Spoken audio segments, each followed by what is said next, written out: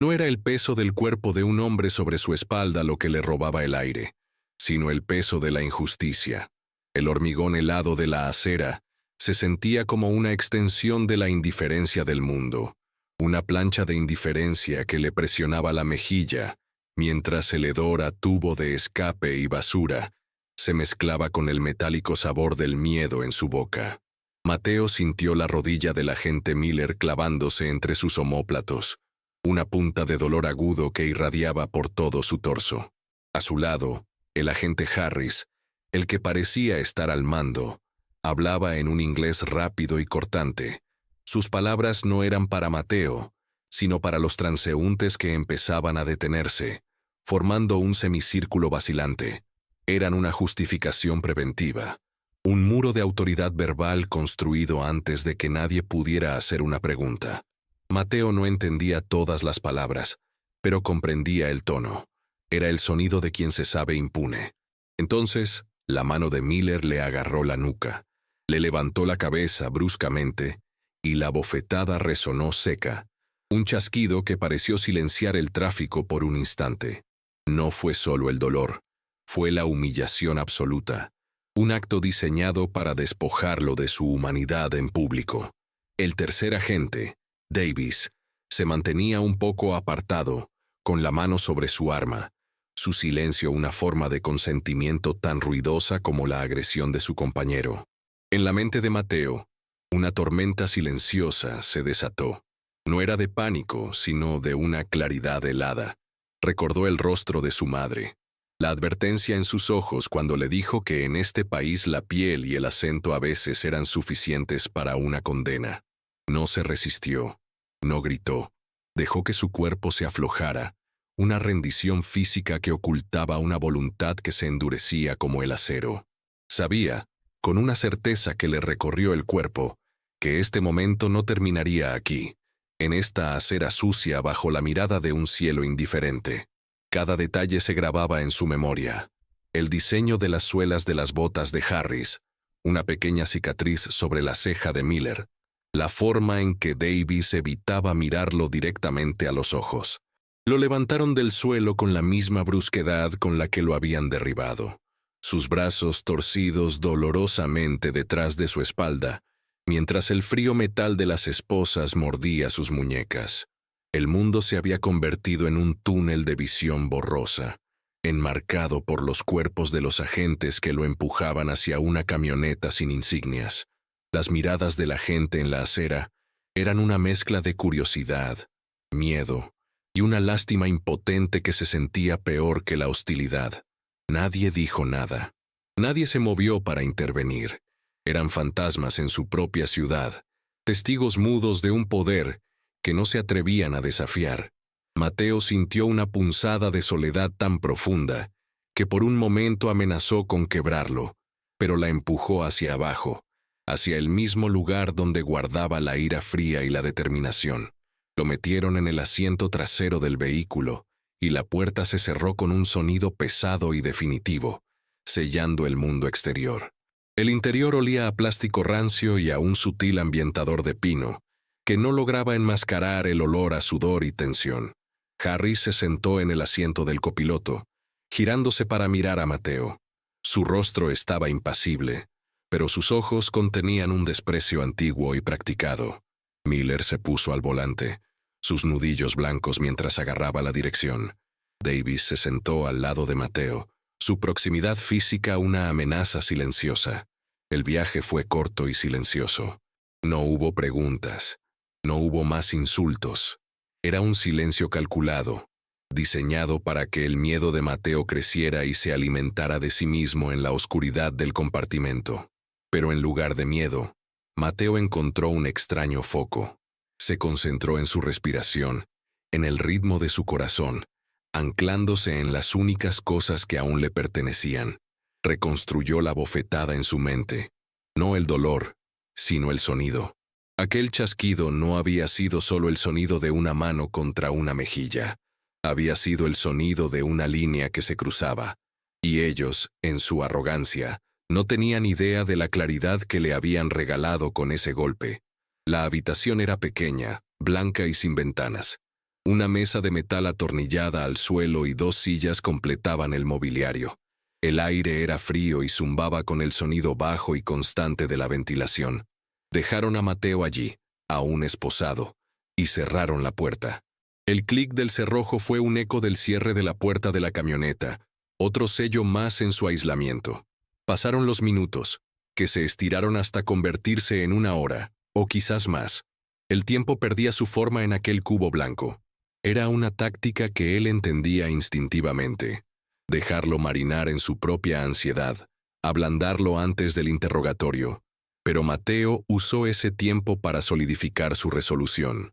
Se negó a pensar en lo que podría pasar, en las historias de terror que había oído. En cambio, se centró en los hechos. No había corrido. No se había resistido. Había estado caminando hacia su trabajo en la cocina de un restaurante, el mismo camino que hacía todos los días. Había sido señalado al azar, un rostro entre la multitud que encajaba en un perfil preconcebido en la mente de los agentes. La injusticia del acto era tan pura, tan descarada, que le impedía sentir autocompasión. La autocompasión era una debilidad, y él no podía permitírsela. En su lugar, sintió una oleada de una emoción diferente, una dignidad herida que se negaba a morir. Era la misma dignidad que había visto en su padre cuando perdió su granja por una sequía, y aún así se levantó al día siguiente para buscar trabajo. Era la resiliencia tejida en el ADN de su familia. Miró sus manos esposadas sobre la mesa de metal. No eran las manos de un criminal.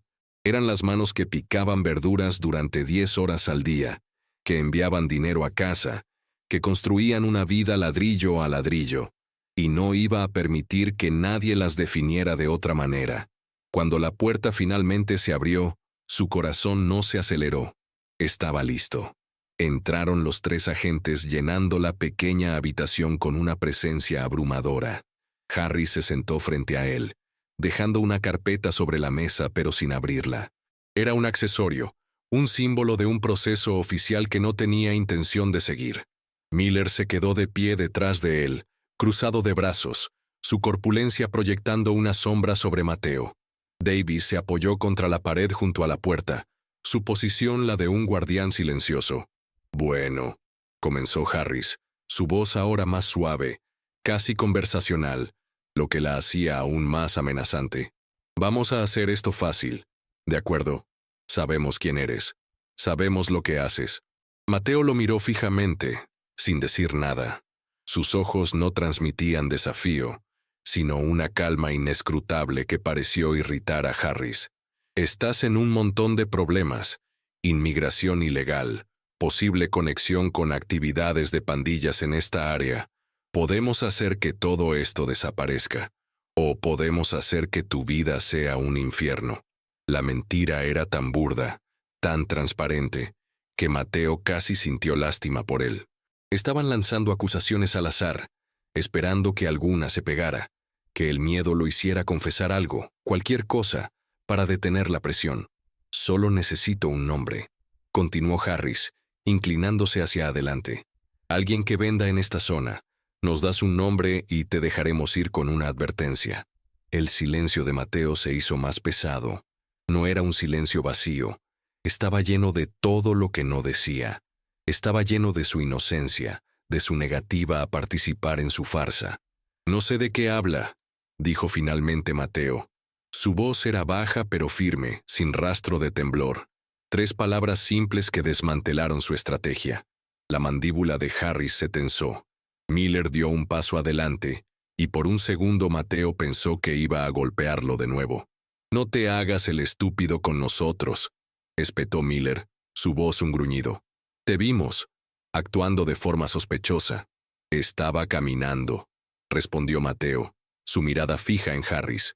«Iba a mi trabajo». Justo cuando la tensión en la habitación alcanzaba un punto de ruptura, sonaron 2 golpes secos en la puerta. Fueron golpes autoritarios, no una petición de entrada, sino un anuncio. Davis se enderezó instintivamente y abrió la puerta. Una mujer entró en la habitación. Era de mediana edad, vestida con un traje impecable, y su rostro tenía una expresión serena pero formidable. Su presencia cambió instantáneamente la dinámica del poder. Los tres agentes parecieron encogerse un poco, su agresividad disipándose en una repentina incomodidad. «Agentes Harris, Miller, Davis», dijo ella, y su voz, aunque tranquila, cortó el aire tenso. No miró a Mateo. Su atención estaba completamente centrada en ellos. «Soy la supervisora Reyes, de Asuntos Internos. Necesito su presencia en la sala de conferencias 3. Ahora». El cambio en los rostros de los agentes fue dramático. La arrogancia de Harris se desvaneció, reemplazada por una máscara de confusión y preocupación. La hostilidad de Miller se convirtió en una cautela defensiva. Incluso Davis, siempre en el fondo, parecía visiblemente nervioso. «Supervisora, estamos en medio de un interrogatorio», dijo Harris intentando recuperar algo de su autoridad. «Este individuo es sospechoso de...» Reyes levantó una mano, un gesto pequeño pero que detuvo sus palabras en seco. «El interrogatorio ha terminado», dijo. Su tono no dejaba lugar a la discusión. «Lo que sea que crean que tienen, se ha vuelto irrelevante. Sala de conferencias 3, en 5 minutos». Se dio la vuelta y se fue tan rápido como había llegado, dejando tras de sí un silencio atronador.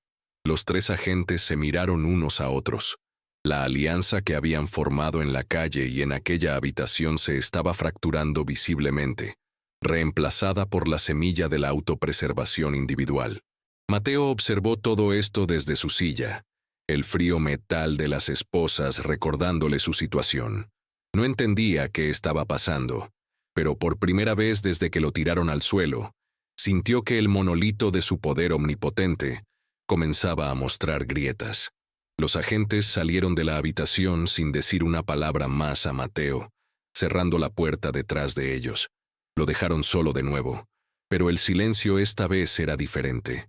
Ya no estaba cargado de su miedo, sino de la incertidumbre de ellos. Podía imaginarlos en el pasillo, susurrando apresuradamente, tratando de alinear sus historias, la camaradería forzada disolviéndose en pánico.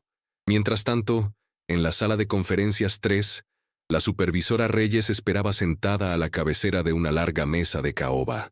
El ambiente era formal y opresivo. Cuando los tres agentes entraron, ella les indicó que se sentaran al otro lado de la mesa, creando una distancia física y simbólica.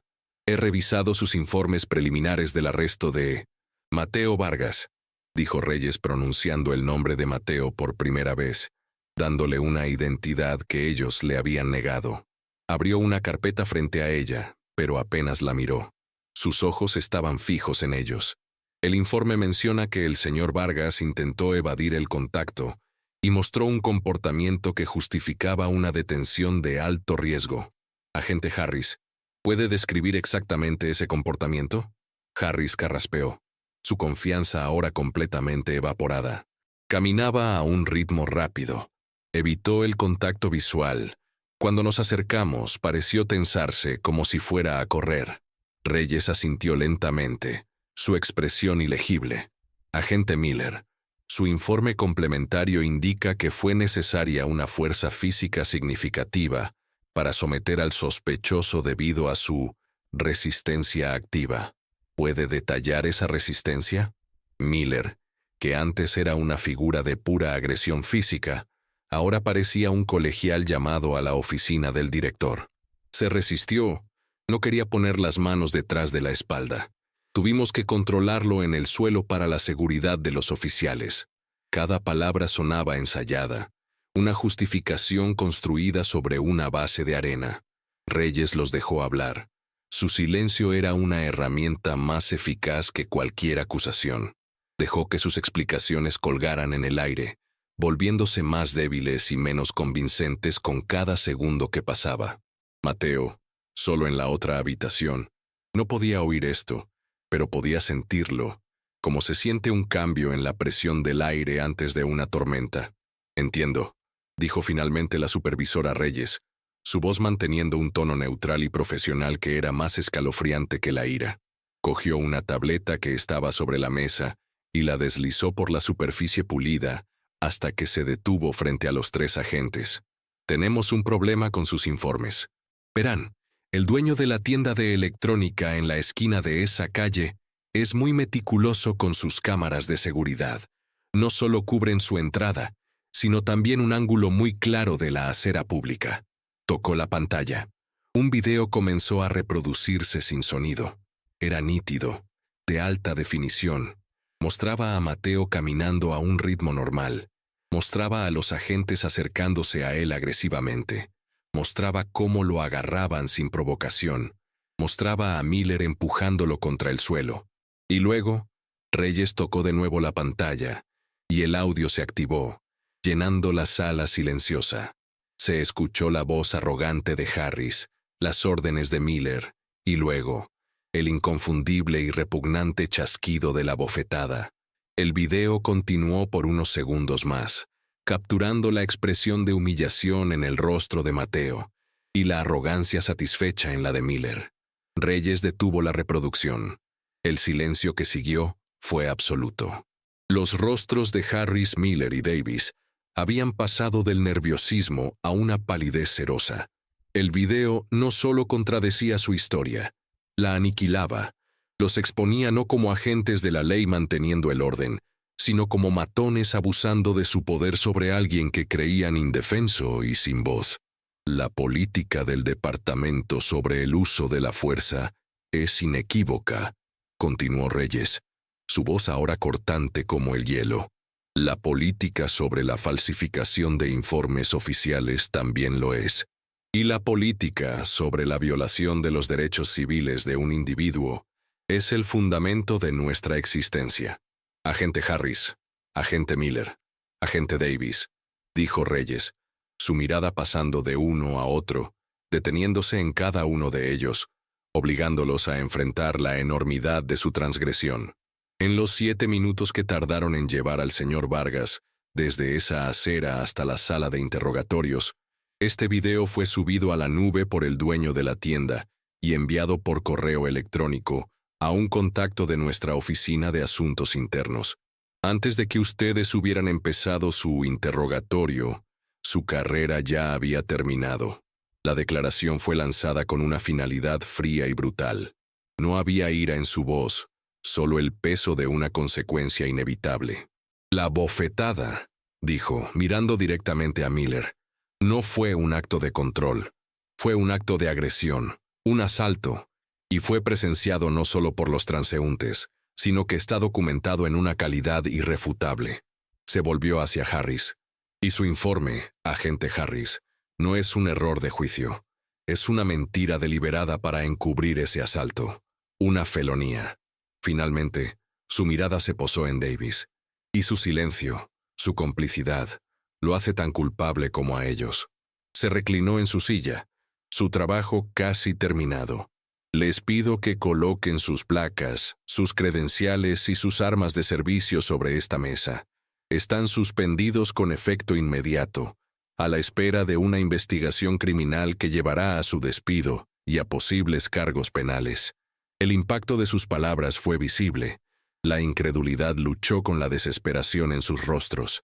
Harris abrió la boca para protestar, pero no salió ningún sonido. Miller simplemente miró la mesa, su bravuconería completamente destrozada. Lentamente, como si sus manos pesaran 1 tonelada cada una, empezaron a desabrochar sus fundas y a sacar sus insignias. El sonido de los objetos metálicos al chocar contra la madera de la mesa fue el único sonido en la sala. Un requiem por 3 carreras construidas sobre una base de poder corrupto. 2 oficiales uniformados que habían estado esperando fuera entraron en la sala de conferencias. No miraron a Reyes. Sus ojos estaban fijos en los 3 hombres ahora despojados de su autoridad. Escorten a los señores Harris, Miller y Davis fuera del edificio, ordenó Reyes con calma. Asegúrense de que recojan solo sus efectos personales. Sus accesos han sido revocados. El proceso fue rápido y humillante.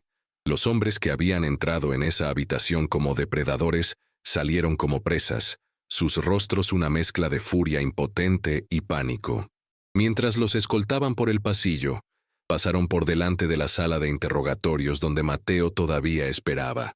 Miller levantó la vista, y sus ojos se encontraron con la puerta cerrada. En su mente, probablemente vio el rostro de Mateo, no como una víctima, sino como la causa inexplicable de su caída. No entendía que él mismo había sido el arquitecto de su propia destrucción. La bofetada que había dado con tanta arrogancia no había sido un golpe a Mateo, sino a los cimientos de su propia carrera. La ironía era aplastante. En su intento de despojar a un hombre de su dignidad, habían perdido la suya. El sistema que habían utilizado como un arma se había vuelto contra ellos con una eficiencia implacable. No porque el sistema fuera intrínsecamente justo, sino porque en ese día, en ese momento, una pieza de evidencia innegable había caído en las manos de alguien dentro de ese sistema que se negaba a tolerar tal abuso.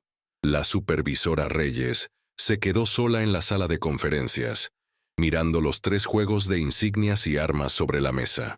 No había triunfo en su expresión, solo un cansancio profundo. Era una victoria, sí, pero también un sombrío recordatorio de la constante batalla contra la podredumbre que podía crecer dentro de las instituciones diseñadas para proteger. La verdadera prueba no era castigar a los culpables, sino crear un entorno donde tales actos fueran impensables desde el principio. Reyes se levantó y caminó hacia la sala de interrogatorios. Abrió la puerta y entró, cerrándola suavemente detrás de ella. Mateo la miró, su expresión cautelosa.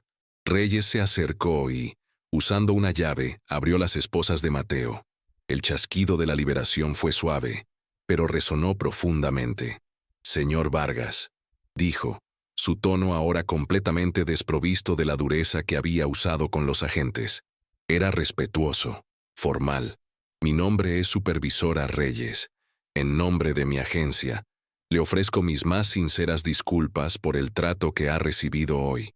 Fue inaceptable, ilegal, y no representa los valores que se supone que debemos defender». Mateo se frotó las muñecas, el alivio físico mezclándose con la confusión emocional. Miró a esta mujer, a esta figura de autoridad que ahora le hablaba con una deferencia que no había esperado. ¿Qué va a pasar?», preguntó, su voz todavía un poco ronca. «Los agentes responsables han sido suspendidos y se enfrentarán a un proceso de despido y a una investigación criminal», respondió ella directamente. «Nos gustaría, si está dispuesto, tomar su declaración formal de los hechos. Su testimonio es importante». Por primera vez Mateo sintió que el peso que había estado cargando comenzaba a levantarse. No era la euforia de la victoria, sino la tranquila y profunda satisfacción de la vindicación. Asintió. «Sí», dijo. Su voz era clara. Al empezar a hablar no lo hizo con ira ni con resentimiento. Contó los hechos de forma sencilla y honesta, su voz adquiriendo fuerza con cada palabra. Ya no era un sospechoso marginado en una sala sin ventanas. Era un hombre cuya integridad había resistido una prueba brutal. Su testimonio no era solo una narración de un asalto, era una afirmación de su existencia, de su derecho a caminar por la calle sin ser agredido, de su humanidad. Y en esa habitación estéril, bajo la luz fluorescente, su voz tranquila y digna era el sonido más poderoso de todos.